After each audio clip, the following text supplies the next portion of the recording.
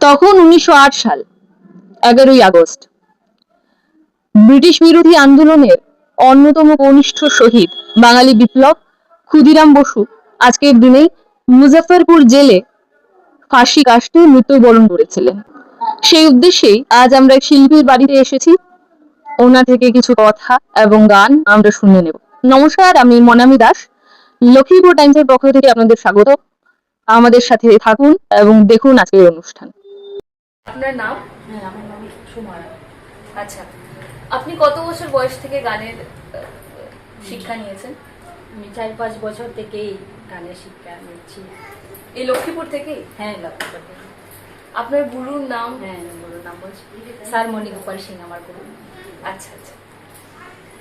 আর আপনি এই যে আপনি শুধু ক্লাসিক্যাল সঙ্গীতে শিখেছেন? না, শাস্ত্রীয় সঙ্গীত? হ্যাঁ, নজরুলগীতিও শিখেছি। আচ্ছা, নজরুলগীতিতেও আপনার ইয়ে আছে, জ্ঞান আছে। আজকের দিনে আমরা আপনার কাছে এসেছি আপনার থেকে আজকে আমরা যেহেতু জানি যে শহীদ ক্ষুদিরাম বসুর আজকে মৃত্যুবার্ষিকী, সেই উপলক্ষে আমরা ওনাকে শ্রদ্ধা জানানোর উদ্দেশ্যে আপনার থেকে একটা ছোট্ট গান শুনতে চাই, ওনারই গান। তো আপনি যদি গানটা গেয়ে শোনান।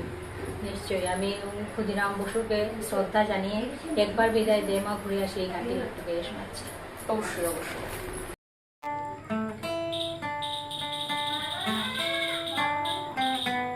একবার বিদায় দে মা ঘুরে আসি, একবার বিদায় দে মা ঘুরে আসি, একবার বিদায় দে মা ঘুরে আসি।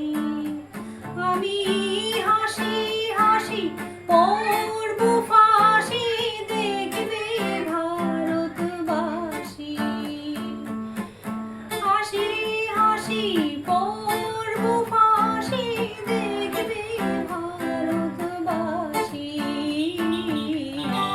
একবার বিদায় দে মা ঘুরে আসি।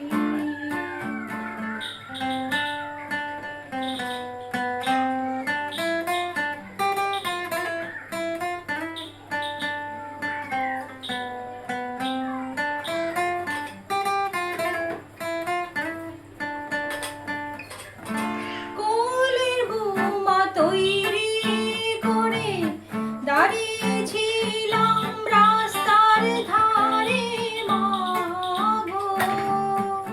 কোলের বৌমা তৈরি করে দাঁড়িয়েছিলাম রাস্তার ধারে মা গো।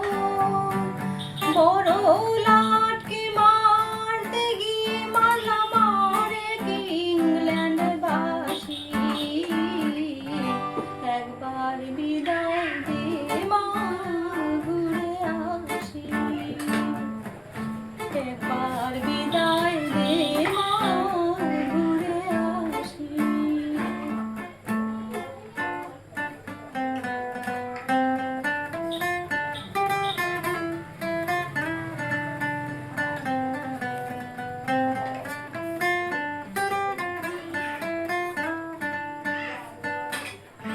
শনিবার বেলা 10টার পরে জজ কোর্টেতে লোক না ধরে মা গো।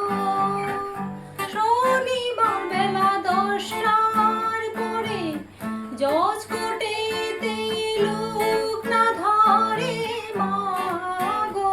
হলো বিরামের দ্বীপ চালান মা ক্ষুদিরামের ফাঁসি।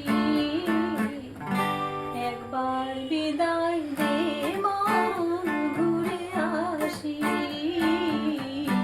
একবার বিদায় দে মা ঘুরে আসি।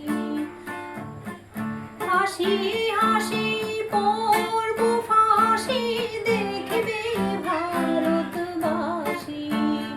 আমি হাসি হাসি পড়ব ফাঁসি, দেখবে ভারতবাসী। একবার বিদায় দে মা ঘুরে আসি, একবার বিদায় দে মা